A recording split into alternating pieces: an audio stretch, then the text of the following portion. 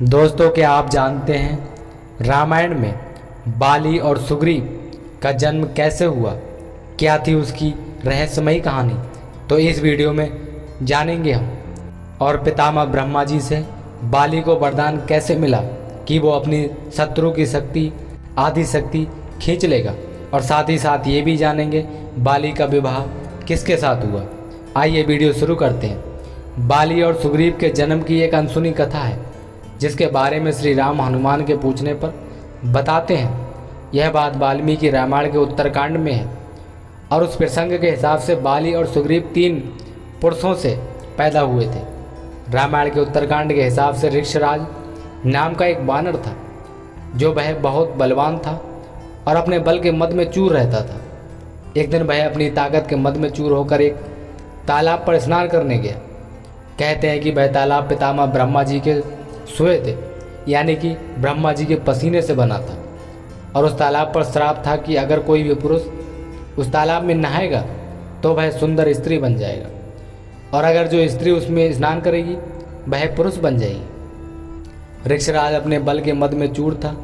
उसे इस बात की बिल्कुल भी जानकारी नहीं थी कि अगर कोई स्त्री नहाएगी तो वह पुरुष बन जाएगी, और अगर कोई पुरुष नहाएगा तो वह स्त्री बन जाएगा। वह जैसे ही उस तालाब में स्नान करने के लिए गया तो वह बहुत सुंदर व रूपवान स्त्री बन गया। अपने घर को जाते हुए उसी रास्ते में देवराज इंद्र मिल गए। देवराज इंद्र को नहीं मालूम था कि यह स्त्री नहीं है, यह वही पुरुष है जो तालाब में नहाने से स्त्री बन गया। और देवराज इंद्र अनजाने में उस स्त्री पर मोहित हो गए और उनके मन में काम भाव की भावना जाग गई। उन्होंने स्त्री रूपी ऋक्षराज के साथ संभोग किया और ऋक्षराज जो तालाब में नहाने से स्त्री बन गया था, एक सुंदर बालक को उसने जन्म दिया जिसके सुंदर केस अर्थात सिर के बाल बहुत अधिक सुंदर होने के कारण उसका नाम बाली रखा गया, क्योंकि उसके बाल बहुत सुंदर थे। ऋक्षराज ने अपने पुत्र बाली को महर्षि गौतम और उनकी पत्नी अहल्या को सौंप दिया कि आज से तुम इसका लालन पालन करोगी। ऋक्षराज के उस सुंदर स्त्री रूप को देखकर भगवान सूर्य भी उस पर मोहित हो गए। सूर्यदेव ने भी ऋक्षराज के साथ संभोग किया और कालांतर में ऋक्षराज ने सुंदर ग्रीवा मतलब सुंदर गर्दन वाले बालक को जन्म दिया जिसका नाम सुग्रीव रखा गया। सुग्रीव को भी ऋक्षराज ने गौतम ऋषि और अहल्या को सौंप दिया था। और अब धीरे धीरे बाली और सुग्रीव जवान होने लगे और कुछ ही समय में विवाह की उम्र तक पहुंच गए। बाली का विवाह वानर वैदराज सुषेण की पुत्री तारा के साथ बड़े धूमधाम से हुआ था। एक कथा के अनुसार समुद्र मंथन के समय 14 मणियों में से एक अप्सराएं थीं। उन्हीं अप्सराओं में एक तारा भी थी। बाली और सुषेण दोनों समुद्र मंथन में देवताओं की मदद कर रहे थे। जब उन्होंने तारा को देखा तो दोनों में उसे अपनी पत्नी बनाने की होड़ उड़ी, लेकिन किसी को मालूम नहीं था। बाली तारा के दाहिनी तरफ थी तथा सुषेण उसके बाईं तरफ खड़े होते और आपस में बहस करने लगे। लेकिन तारा बहुत चिंतित थी कि मैं विवाह किसके साथ करूं। तभी उनके मन में विचार आया, इस बात का फैसला भगवान विष्णु करेंगे। तभी वहाँ पर विष्णु भगवान प्रकट हुए और विष्णु ने फैसला सुनाया कि विवाह के समय कन्या के दाहिनी तरफ उसका होने वाला पति और बाईं तरफ कन्यादान करने वाला पिता खड़ा होता है।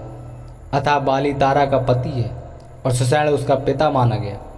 ऐसा कहा जाता है कि बाली को उसके पिता इंद्र से एक सोने का हार मिला हुआ था और उस हार को ब्रह्मा जी ने मंत्र के द्वारा ये वरदान दिया था कि इसको पहनकर बाली जब भी रणभूमि में अपने दुश्मन के साथ युद्ध करेगा तो उसके दुश्मन की आधी शक्ति बाली के अंदर आ जाएगी और बाली को प्राप्त हो जाएगी। इसी वजह से बाली लगभग अमर हो गया था। रामायण में ऐसा उल्लेख आता है कि एक बार जब बाली संध्या वंदन के लिए जा रहा था तो आकाश मार्ग से नारद मुनि जा रहे थे। बाली ने उनको प्रणाम किया और बाली ने कहा, नारद मुनि आज इस मार्ग से आप कहाँ जा रहे हैं? तो नारद ने बताया कि भाई लंका जा रहे हैं, जहाँ लंकापति रावण ने देवराज इंद्र को युद्ध में हराने की कोशिश में रात्रि भोज कार्यक्रम का आयोजन किया है। चंचल स्वभाव के नारद जी, जिन्हें सब कुछ मालूम है, नारद जी ने बाली से चुटकी लेने की कोशिश की और कहा कि अब तो पूरे ब्रह्मांड में केवल रावण का ही राज्य है और सारे प्राणी नर बानर किन्नर गंधर्व यहाँ तक कि देवता भी उसके सामने सर झुकाते हैं। बाली ने कहा कि रावण ने अपने वरदान और अपनी सेना का इस्तेमाल उन सभी को दबाने में किया है जो निर्बल हैं, लेकिन मैं उनमें से नहीं हूँ और आप ये बात रावण को जाकर बता देना। सर्वज्ञानी नारद ने यही बात थोड़ा और बढ़ा चढ़ाकर रावण को जाकर बताइए। जिसे सुनकर रावण गुस्से में भर गया। उसने अपनी सेना तैयार करने के आदेश दे डाले। नारद ने रावण को छेड़ते हुए भी कहा कि एक बानर के लिए यदि आप पूरी सेना लेकर जाएंगे तो इसमें आपकी बेइज्जती मानी जाएगी और आपके आत्मसम्मान के लिए सेना लेकर जाना ठीक नहीं है। रावण तुरंत मान गया और अपने पुष्पक विमान में बैठकर बाली के पास अकेले ही जा पहुंचा। बाली उस समय संध्या वंदन कर रहा था। बाली की ब्रह्मा जी के द्वारा दी गई सोने की माला देखकर रावण घबरा गया और बाली के पीछे से वार करने की कोशिश की। बाली अपनी पूजा अर्चना में लवलीन था, लेकिन फिर भी बाली ने रावण को अपनी पूंछ से पकड़कर बांध लिया और उसका सिर अपने बगल में दबाकर पूरी दुनिया में घुमाया। उसने ऐसा इसलिए किया कि पूरे विश्व के लोग रावण को इस असहाय अवस्था में देखें और उनके मन से रावण का डर निकल जाए। इसके बाद रावण ने अपनी हार मान ली और बाली की ओर मित्रता का हाथ बढ़ाया, जिसे बाली ने स्वीकार कर लिया और तब से रावण और बाली दोनों मित्र हो गए। माया नाम की असुर स्त्री के 2 पुत्र थे, मायावी तथा दुंदुभी। दुंदुभी महेश रूपी असुर था। पहाड़ से भी महान दुंदुभी को अपनी ताकत पर इतना घमंड हो गया कि उसने सागर राज को द्वंद्व युद्ध के लिए ललकारा कि मैं तुमसे युद्ध करना चाहता हूँ। हालांकि सागर राज उसका घमंड वहीं खत्म कर सकते थे, लेकिन उन्होंने कहा कि मैं तुम्हारे टक्कर का योद्धा नहीं हूँ, इसलिए मैं तुमसे युद्ध नहीं कर सकता। उन्होंने कहा कि दुंदुभी तुम पहाड़ों के राजा हिमबान के पास जाओ, वही तुम्हारे टक्कर का योद्धा है, उसी से तुम युद्ध करो। दुंदुभी हिमबान के पास गया तो हिमबान ने भी उससे युद्ध करने के लिए मना कर दिया और उन्होंने कहा कि मैं तुम्हारे टक्कर का योद्धा नहीं हूँ, इसलिए तुम इंद्र के पुत्र बाली के पास जाओ, वह तुम्हारे टक्कर का योद्धा है, उसी से तुम युद्ध करना, जो कि किष्किंधा का राजा था। दुंदुभी तब किष्किंधा के द्वार पे पहुंचा और बाली को द्वंद्व युद्ध के लिए ललकारा। मदमस्त बाली ने पहले तो घमंडी दुंदुभी को समझाने की कोशिश की, परंतु जब वह नहीं माना तो बाली द्वंद्व युद्ध के लिए राजी हो गया और दुंदुभी नाम के भैंसे की पूंछ पकड़कर इतनी जोर से फेंका कि वह जमीन पर गिरते गिरते ही मर गया। दुंदुभी नाम के भैंसे के शरीर से टपकती खून के बूंदे मैं ऋषि मतंग के आश्रम में गिरी, जो कि ऋषिमुख पर्वत में था।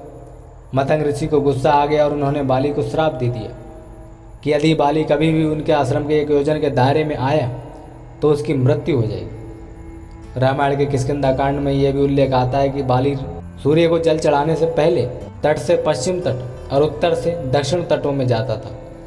रास्ते में आई पहाड़ों की चोटियों को वह ऐसे ऊपर फेंकता था और फिर से पकड़ लेता था, मानो वह कोई गेंद हो।